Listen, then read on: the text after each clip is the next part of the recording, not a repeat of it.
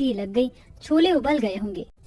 छोले बनाने का मसाला भून लेती हूँ। भगवान, बरसात को भी आज ही आफत लगाना था, ज्यादा बरस गई तो छत चूने लग जाएगी। यही चिंता करते हुए कविता अपने कमजोर छत वाले छोले भटूरे बना रही थी, क्योंकि आज उसकी गरीब ननद पूजा को देखने लड़के वाले आने वाले थे। वहीं उसके दोनों बच्चे अरुण, पिंकी प्लेट लेकर चूल्हे के पास में बैठे थे। वो काफी ज्यादा खुश थे, क्योंकि अरुण भैया, आज तो हमारे घर में छोले भटूरे बने हैं। मुझको तो 4 भटूरे देना माँ, खाने के लिए। बच्चों, आज तुम्हारी पूजा बुआ को देखने लड़के वाले आने वाले हैं, तो मैं उनके लिए छोले भटूरे बना रही हूँ। उनके खाने के बाद जब बच जाएगा तो मैं तुम दोनों को भी दे दूंगी। प्रमोद थोड़ी मात्रा में रसगुल्ले समोसे ले आता है। आप लड़के वालों को बिठाओ, मैं चाय नाश्ता और गरम गरम भटूरे तलकर ला रही हूँ। कविता ननद पूजा को लड़के वालों के सामने लाती है। तभी अमीर शारदा कहती है, लड़की के नयन नक्श तो बड़े सुंदर हैं। खाना वाना तो बना लेती हो बेटी? जी माँ जी।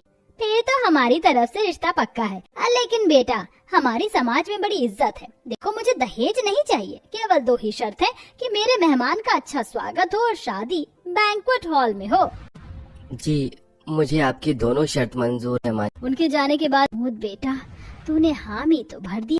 ऐसी शादी करना हम गरीबों के बस की बात नहीं बेटा। फैक्ट्री में मुश्किल से तू 8,000 रुपए कमाता है, इतना पैसा कहाँ से लाएंगे? जरा सोचो माँ, इतनी अमीर घराने की बहू बनकर हमारी पूजा कितनी खुश रहेगी। मेरे फैक्ट्री के मालिक बहुत अच्छे हैं, उनसे कर्ज ले लूंगा। मैं दिन रात ओवर टाइम करूंगा माँ। हाँ माँ जी, और मेरे पिता ने मेरी शादी में जो गहने दिए थे, मेरी ननद को वही चढ़ा देंगे। भाभी भैया, मैं बहुत खुश नसीब हूँ जो मुझको भगवान समान भाई भाभी मिले हैं। ओ मेरी प्यारी ननद, तुम तो अभी से आंसू बहाने लगी, अभी तो विदाई में टाइम है। इसके बाद कविता के गरीब ससुराल वाले उसके बनाए हुए स्वादिष्ट छोले भटूरे बड़ी खुशी से खाते हैं। छोले भटूरे बहुत ही लाजवाब बने हैं भाभी, एकदम तीखे तीखे मस्त मसालेदार। भाभी, मैं तो बोलती हूँ आप ना मंगल बाजार में छोले भटूरे का स्टॉल लगा लीजिए। हाँ, तेरी भाभी छोले भटूरे बेचेगी और तू बर्तन धोइयो। इसी तरह हंसते मुस्कुराते हुए गरीब ननद भाभी अपने परिवार में खुश थी। अगले दिन से प्रमोद फैक्ट्री में ओवरटाइम करने लगता है। एक रात को फैक्ट्री में रुककर अकेले काम कर रहा होता, तभी एक भारी भरकम मशीन उसके पैर पर गिर जाती है, जिससे वह बुरी तरह से घायल हो जाता है। प्रमोद, प्रमोद, जाने क्यों आज मेरा दिल बहुत ही बेचैन हो रहा है बहू। जी, आप खामखा चिंता कर रही हैं। अच्छा, आपकी तसल्ली के लिए मैं और ननद जी देख आते हैं। जैसे ही दोनों जाने लगती हैं तो बाहर बहुत जोर की बरसात पड़ रही थी। फैक्ट्री में पहुंचती हैं, जहां प्रमोद बेहोश पड़ा था और उसके दोनों पैर से खून बह रहा था। हे भगवान जी, ये क्या हो गया? दोनों सारे रास्ते रोते हुए अस्पताल में प्रमोद को भर्ती करवाती हैं। देखिए, आपके पति के एक पैर की हालत बहुत गंभीर है, इसलिए पैर काटना पड़ा। इस दुर्घटना के बाद गरीब ननद भाभी के घर में हद से ज्यादा गरीबी की परिस्थिति छा जाती है, जिसके बाद लड़के वाले रिश्ता भी तोड़ लेते हैं। ये कैसी परीक्षा है प्रभु, इस घर आंगन में बारात आनी थी, आपने दुख भर दिए। यही सोच सोच कर वह चौखट पर बैठी दुख से रोई जा रही थी। तभी बारिश में गली से छोले भटूरे का ठेला लिए एक आदमी गुजरता है। आइए आइए आइए, एक प्लेट छोले भटूरे वाला 50 रुपए में। अरे बाप रे, ये ठेले वाला कितने महंगे रेट के छोले भटूरे बेच रहा है। कविता भाभी, आप तो कितने स्वादिष्ट छोले भटूरे बनाती हैं, तो क्यों ना हम दोनों नंद भाभी छोले भटूरे का ठेला खोल लें। हाँ, ये उपाय अच्छा है, घर बैठने से गुजारा नहीं चलेगा, मैं करती हूँ जुगाड़। कविता अपने सोने की बाली बेचकर सारी सामग्री आदि खरीद कर ले आती है। तो गरीब ननद भाभी छोले भटूरे बनाने लगती हैं। ननद जी, छोले बहुत ही ज्यादा मात्रा में बनाना है तो पतीले में उबालना होगा और आंच का ध्यान भी रखना पड़ेगा। ठीक है भाभी। ठीक है, तो मैं आंच भी देख लूंगी और बैठे बैठे मैदा तैयार कर लेती हूँ। फिर उसे खमीर होने के लिए छोड़ना होगा ताकि भटूरे फूले फूले बने। फूले भटूरे तैयार करके दोनों ठेले पर रखने लगती हैं। तभी जोरदार की बारिश शुरू हो जाती है। तभी कविता कुछ जुगाड़ लगाती और अंदर रखे कट्टों से बने तिरपाल से ठेला ढक लेती है। दोनों बाजार में आ जाती हैं, जहाँ बारिश के सुहावने मौसम में अमीर लोग रेनकोट पहनकर बाजार में खाने पीने आए हुए थे। तभी ननद आवाज लगाती है, क्या 30 रुपए प्लेट में छोले भटूरे? ओ जी चलो ना, देखो ये ठेले वाली भाभी कितने सस्ते छोले भटूरे बेच रही हैं। अरे ओ बहन जी, जरा 2 प्लेट छोले भटूरे लगाना और आम का अचार और प्याज भी डाल देना। कविता भटूरे तलती और पूजा ग्राहक को प्लेट में परोसती है। खाने के बाद अरे वाह, तुम दोनों ननंद भाभी के छोले भटूरे का तो जवाब नहीं। इतने मस्त छोले भटूरे तो मंगल बाजार में भी नहीं मिलते। ऐसा करो, इन्हीं से 2 प्लेट छोले भटूरे पैक करवा लो। इस तरह पहली बोनी में ननद भाभी 4 प्लेट छोले भटूरे बेचती हैं। भीड़ बढ़ जाती है और कुछ देर में पूरा ठेला खाली हो जाता है। देखना वो दिन दूर नहीं जब हम फेमस हो जाएंगी। तुम्हारे मुंह में घी शक्कर ननद जी, कल से हम और ज्यादा छोले भटूरे बनाएंगे। अगले दिन भी दोनों मेहनत से बड़े पतीले में लबालब भरकर छोले भटूरे बनाकर बाजार में लाती हैं। इसी तरह टाइम गुजरने के साथ अब दोनों मंगल बाजार, बुध बाजार में भी स्टॉल लगाने लगती हैं, जिससे उनको हर कोई पहचानने लगता है। उन्हें बरसात में कई मुश्किलों से गुजरना पड़ता है। क्यों ना हम दोनों एक दुकान लेकर उसी में गोपाल जी छोले भटूरे वाले के जैसे रेस्टोरेंट खोले, नंद भाभी के नाम से। इससे हमें काफी ज्यादा मुनाफा होगा। और फिर रेस्टोरेंट की ओपनिंग करती हैं, जिसमें उन्हें 4 गुना मुनाफा होता है और उनकी गरीबी भरे हालात भी पूरी तरह बदल जाते हैं। माँ, सास ससुर तो मेरे कब्जे में आ गए और मेरी ननद बावली है। आपको से बोला कि सुंदरी, मेरी कमर में दर्द हो रहा है, जरा सबका खाना बना दे। तो पता है माँ वो बेवकूफ क्या बोली? ठीक है भाभी, पहले मैं खाना बना देती हूँ, उसके बाद आपकी कमर की मालिश भी कर दूंगी। अरे वाह, फिर तो तेरे मजे हैं ससुराल में, तूने उस पर अच्छे से अमल किया है। देख बेटी, ससुराल में खुश रहना है, अपने सास ससुर को अपने कब्जे में रखना। और तेरी ननद है, उसकी शादी तो तू किसी भी छोटे से घर में करवा दियो। हाँ माँ, ये तुम्हारे दिए हुए संस्कार है जिन पर मैं अमल कर रही हूँ। ये है संध्या मिश्रा, जो कि नई बहू बनकर आई थी। उसकी शादी को अभी 2 महीने ही हुए थे। ऐसे एक रोज रात को, इसे इतनी भी अक्ल नहीं है, ये इस वक्त रात को हमारे कमरे में क्या कर रही है? भाभी, वो मैं ये आपके लिए काजू बादाम डालकर दूध लाई थी। सुबह आपकी कमर में दर्द था ना, टेबल पर रख दो। ऐसे कुछ दिन के बाद, भाभी आज आप खाने में क्या बना रही हो? मेरी प्यारी ननद को क्या खाना है? मुझे तो पनीर बहुत पसंद है।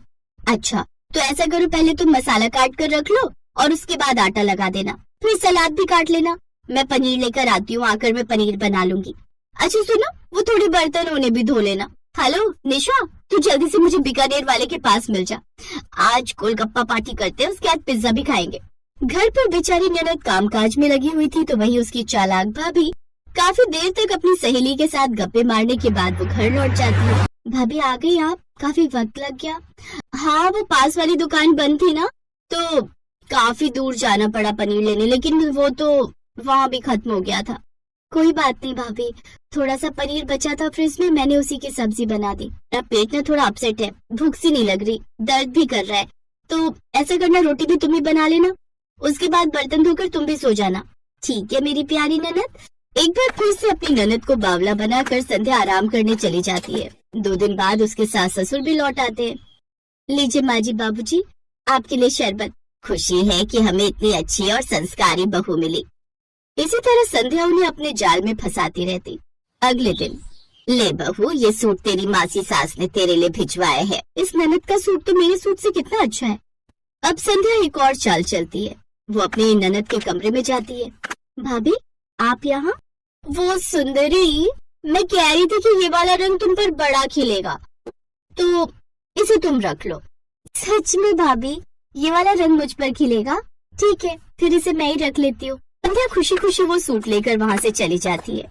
वैसे बाबली ननद होने का भी अलग ही मजा है। ऐसे ही दिन बीतते हैं और एक रोज, सुमित्रा, अपनी सुंदरी अब बड़ी हो गई है। मेरा दोस्त है ना, उसके लिए एक रिश्ता भेजा है।